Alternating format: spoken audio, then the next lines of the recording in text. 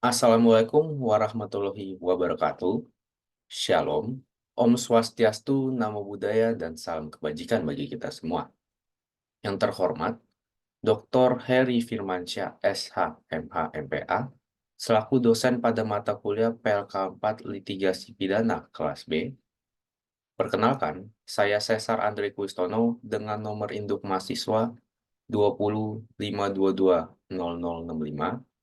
Dalam kesempatan hari ini, saya ingin menjelaskan terkait dengan materi mengenai surat dakwaan dan nota keberatan atau eksepsi untuk memenuhi dalam rangka ujian tengah semester saya. Selamat menyaksikan.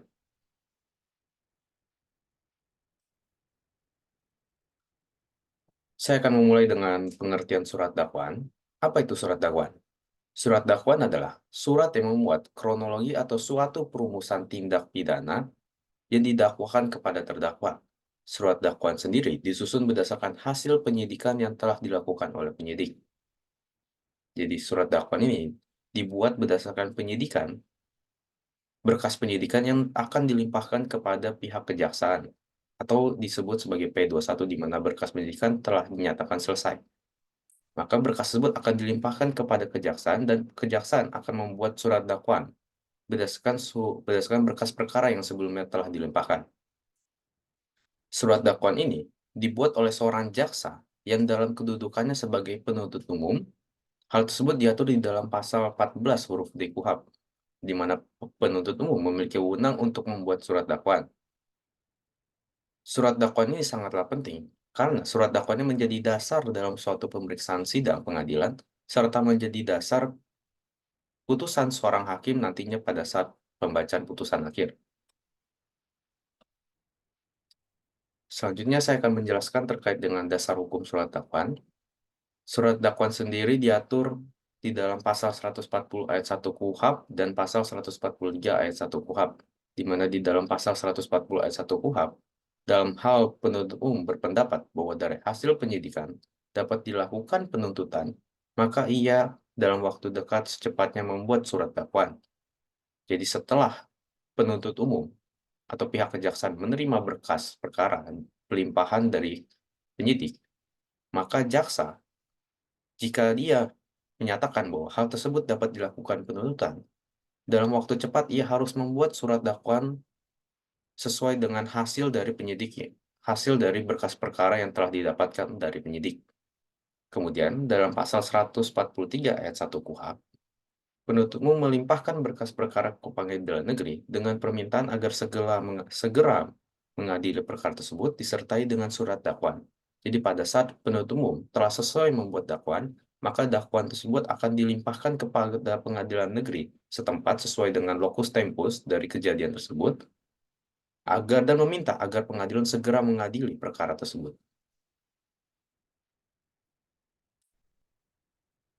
Selanjutnya saya akan menjelaskan syarat-syarat apa saja yang harus ada dalam sebuah surat dakwaan. Jadi syarat sebuah dakwaan itu diatur di dalam pasal 143 ayat 2 KUHP dan Surat Edaran Jaksa Agung nomor B/607/E/11 tahun 1993, di mana syarat surat dakwaan terdapat dua, yaitu syarat formil dan syarat material. Syarat formil diatur di dalam pasal 143 ayat 2 KUHP huruf A, sedangkan syarat material diatur di dalam pasal 143 ayat 2 huruf B. Di sini saya akan menjelaskan terkait dengan syarat formil, bahwa menurut seja yang sebelum saya katakan, bahwa syarat formil haruslah mencantumkan tanggal dan tanda tangan penuntut umum, pembuat surat dakwaan, identitas lengkap terdakwa yang meliputi: 1. Nama lengkap dari terdakwa, tempat tanggal lahir, umur atau tanggal lahir, jenis kelamin, kebangsaan, tempat tinggal, agama, dan pekerjaan. Pencantuman tanggal dan tanda tangan diperlukan guna agar syarat bagi suatu akta atau dalam hal ini adalah dakwaan, sedangkan rincian identitas dimaksudkan untuk mencegah adanya error in persona. Jadi dengan tidak dipenuhinya syarat formal tersebut dapat menyebabkan pembatalan surat dakwaan atau vernih.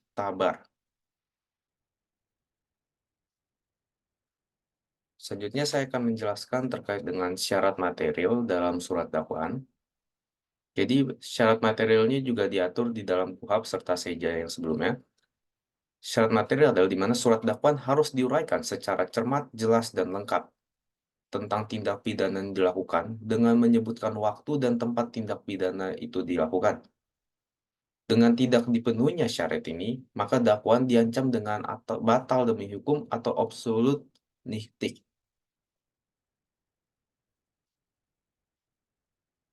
Sebelumnya saya sudah menjelaskan bahwa syarat material adalah surat dakwaan harus cermat, jelas, dan lengkap. Di sini saya akan menjelaskan apa itu cermat, jelas, dan lengkap. Cermat adalah uraian dakwaan didasarkan kepada ketentuan pidana terkait, di mana tanpa kekurangan atau kekeliruan yang menyebabkan surat dakwaan dapat batal demi hukum atau dapat dibatalkan atau dinyatakan tidak dapat diterima. Dalam hal ini, di mana penuntut umum dituntut untuk setiap membuat surat dakwaan harus mengoreksi keseluruhan terhadap isi dari surat dakwaan. Selanjutnya adalah penjelasan apa itu jelas. Jelas adalah uraian dakwaan, di mana penuntut umum haruslah membuat dakwaan dibuat jelas dan mudah dimengerti dengan cara menyusun redaksi atau penemuan fakta-fakta perbuatan terdakwa dengan unsur tindak pidana yang didakwakan, sehingga terdakwa yang mendengar atau membaca akan mengerti dan mendapat gambaran tentang siapa yang melakukan tindak pidana apa yang dilakukan, kapan dan di mana tindak pidana tersebut dilakukan, apa akibat yang timbul dari tindak pidana yang dilakukan, dan mengapa terdakwa melakukan tindak pidana tersebut. Jadi dalam uraian jelas ini, penuntut umum atau seorang jaksa haruslah membuat sebuah dakwaan yang bersifat kronologis, memuat fakta-fakta perbuatan dari terdakwa dengan melingkupi siapa, tindakan apa, dan kapan tindak pidana serta akibat apa yang ditimbulkan dari perbuatan tersebut. Lengkap. Orang yang lengkap adalah di mana seorang penuntut umum haruslah menguraikan secara lengkap dan utuh, menggambarkan unsur-unsur tindak pidana yang didakwakan, beserta waktu dan tempat tindak pidana itu dilakukan. Jadi, uraian lengkap ini sama seperti uraian jelas, namun uraian lengkap ini lebih menekankan kepada kapan terdakwa ini melakukan, waktu dan tempat di mana tindak pidana itu dilakukan.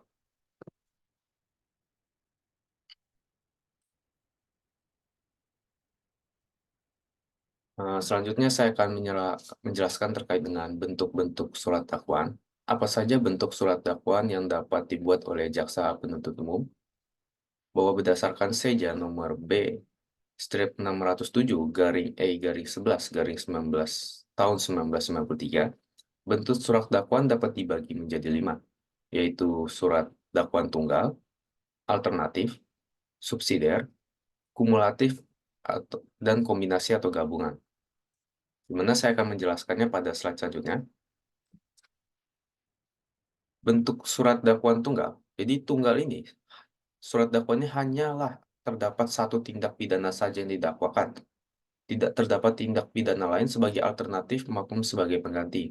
Misalnya dalam dakwaan hanya didakwakan tindak pidana pencucian pasal 632 KUHP atau tindak pidana pembunuhan pasal 338. Dan hanya berarti satu pasal saja yang didakwakan. Selanjutnya adalah alternatif. Bentuk dakwaan ini disusun atas beberapa lapisan yang mengecualikan dakwaan pada lapisan lain, di mana dakwaan alternatif dipergunakan karena belum didapat kepastian tentang tindak pidana mana yang dapat dibuktikan oleh penuntut umum. Maka dari itu, dalam bentuk dakwaan ini, nantinya hanya akan ada satu saja dakwaan yang akan dibuktikan. Bila satu telah terbukti, maka lapisan dakwaan lain tidak perlu dibuktikan lagi. Pembuktian tidak perlu dilakukan secara berurutan sesuai dengan lapisan dakwaan, tetapi langsung kepada lapisan dakwaan saja yang mana dipandang terbukti. Jadi ketika misalnya terdapat pasal antara 340 atau alternatifnya 338, selama fakta persidangan terbukti bahwa terdakwa ini tidak pernah merencanakan hal tersebut, maka maka penuntut umum dapat langsung dalam tuntutannya menguraikan unsur dari pasal 338. Tidak perlu lagi menguraikan unsur 340 KUHP. Selanjutnya adalah bentuk subsidiar, di mana bentuk dakwaan ini dipergunakan apabila satu tindak pidana menyentuh beberapa ketentuan pidana lainnya, tetapi belum dapat diyakini kepastian tentang kualifikasi dan ketentuan pidana yang lebih tepat dapat dibuktikan. Lapisan dakwaan disusun secara berurutan dimulai dari tindak pidana yang diancam dengan pidana terberat sampai tindak pidana yang diancam dengan tindak pidana teringan dalam kelompok jenis tindak pidana yang sama. Contohnya adalah sebagai berikut, di mana primernya adalah pasal pembunuhan berencana dalam pasal 340 KUHP. Yang kedua, subsidiar, yaitu pasal pembunuhan dalam pasal 338 KUHP. Lebih subsidiarnya lagi, yaitu penganiayaan berencana yang mengakibatkan matinya seseorang di dalam pasal 355 ayat 2 KUHP. Di mana dalam urutan primer subsidiar dan lebih subsidiar ini disusun berdasarkan ancaman tindak pidana yang terberat sampai yang paling teringan. Di mana tindak pidana terberat yang kita ketahui adalah pasal 340 KUHP, di mana dapat pidana seumur hidup, yaitu pasal pembunuhan, selanjutnya adalah pasal bisa 20 tahun penjara, dan lebih subsidiar yaitu penganiayaan berencana yang mengakibatkan matinya seseorang.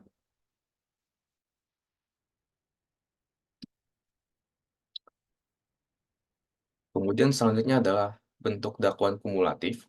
Bentuk ini digunakan bila ketika terdakwa didakwakan beberapa tindak pidana sekaligus dan tindak pidana tersebut masing-masing berdiri sendiri atau konkursus realis, di mana semua tindak pidana yang didakwakan harus dibuktikan oleh penuntut umum satu demi satu. Pembuktiannya dilakukan secara berurutan.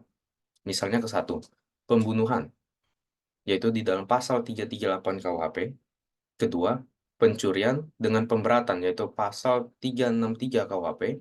Dan yang ketiga adalah pemerkosaan, yaitu di dalam pasal 285 KUHP.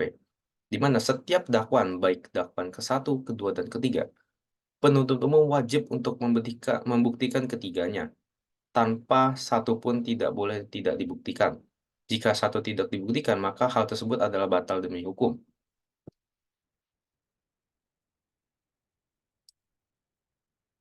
Selanjutnya adalah bentuk surat dakwaan.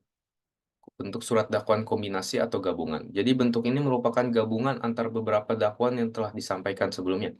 Contoh pertama adalah gabungan antara subsidiar dan dakwaan kumulatif. Yaitu pertama contohnya ke satu, satu adalah primer pembunuhan berencana pasal 340 KUHP, subsidiarnya pasal 338 KUHP yaitu pembunuhan. Keduanya adalah perampokan pencurian dengan kekerasan, pasal 365 ayat 3 dan 4 KUHP. Dan yang ketiga adalah pemerkosaan, pasal 285 KUHP. Jadi ini merupakan kombinasi antara gabungan surat-surat dakwaan yang sebelumnya saya sampaikan, di mana tujuan dari kombinasi ini adalah agar para terdakwa atau para pelaku tindak pidana tidak dapat lepas dari jeratan hukum yang dapat menjadi celah bagi mereka. Maka dari itu digabungkanlah bentuk-bentuk surat dakwaan ini. Contohnya saya akan menjelaskan terkait dengan nota keberatan atau eksepsi. Jadi apa itu pengertian nota keberatan itu sendiri? Nota keberatan adalah penolakan atau keberatan yang disampaikan oleh seorang terdakwa atau penasihat hukum, disertai dengan alasan-alasan bahwa dakwaan yang diberikan kepadanya dibuat dengan tidak benar dan tidak menyangkut hal-hal benar atau tidak benarnya sebuah tindak pidana yang didakwakan. Pada umumnya, eksepsi atau nota keberatan berguna untuk menyerang aspek formil dari surat dakwaan itu sendiri. Jadi pada dasarnya, nota keberatan ini tidak boleh menyentuh pokok perkara. Kemudian jika eksepsi dikabulkan, maka persidangan yang sedang ditangani akan berakhir dan terdakwa akan dibebaskan. Dasar hukum dari nota keberatan atau eksepsi diatur di dalam pasal 156 ayat 1 KUHP, di mana dalam hal terdakwa atau penasihat hukum mengajukan keberatan bahwa pengadilan tidak berwenang mengadili perkaranya atau dakwaan tidak dapat diterima atau surat dakwaan harus dibatalkan, Maka setelah diberi kesempatan kepada penuntut umum untuk menyatakan pendapatnya, hakim mempertimbangkan keberatan tersebut untuk selanjutnya mengambil keputusan. Nanti keputusan tersebut akan dibacakan pada sidang putusan setelah adanya pembacaan pendapat oleh penuntut umum. Selanjutnya adalah jenis-jenis nota keberatan atau eksepsi. Jadi ada beberapa jenis nota keberatan atau eksepsi. Yang pertama ada eksepsi kewenangan mengadili. Eksepsi ini berarti bahwa terdakwa atau penasihat hukum berpendapat bahwa pengadilan tidak berwenang untuk memeriksa atau memutus suatu perkara tersebut. Terkait dengan kewenangan mengadili dapat dibedakan menjadi dua. Yang pertama, eksepsi kewenangan absolut, di mana kewenangan suatu lembaga peradilan untuk memeriksa dan mengadili memutus perkara. Eksepsi ini biasanya digunakan bila penasihat hukum atau terdakwa menganggap bahwa peradilan yang mengadili kasus tersebut tidak berwenang untuk mengadili terdakwa yang sedang diperiksa. Sebagaimana kita tahu bahwa peradilan ada peradilan umum, peradilan militer, peradilan tata usaha negara, dan lain sebagainya.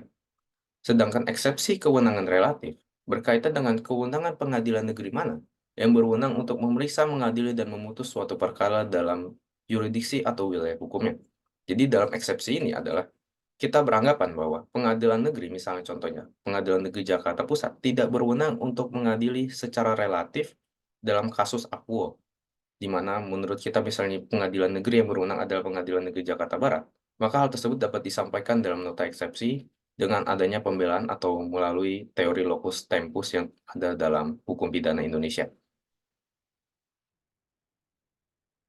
Selanjutnya adalah jenis nota keberatan eksepsi, yaitu surat dakwaan tidak dapat diterima. Jadi eksepsi ini berarti bahwa terdakwa atau penasihat hukum beranggapan terdapat cacat formal atau keliruan dalam beracara atau error in prosedur. Biasanya dalam hal ini ketika misalnya adanya nebis in idem atau kemudian adanya error in persona bahwa terdapat cacat dalam penulisan nama, identitas terdakwa, dan lain sebagainya.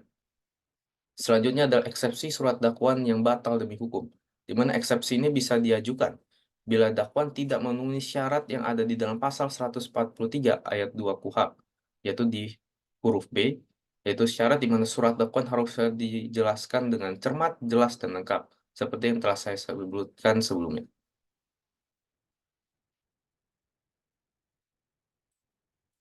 Terima kasih telah mendengarkan presentasi saya.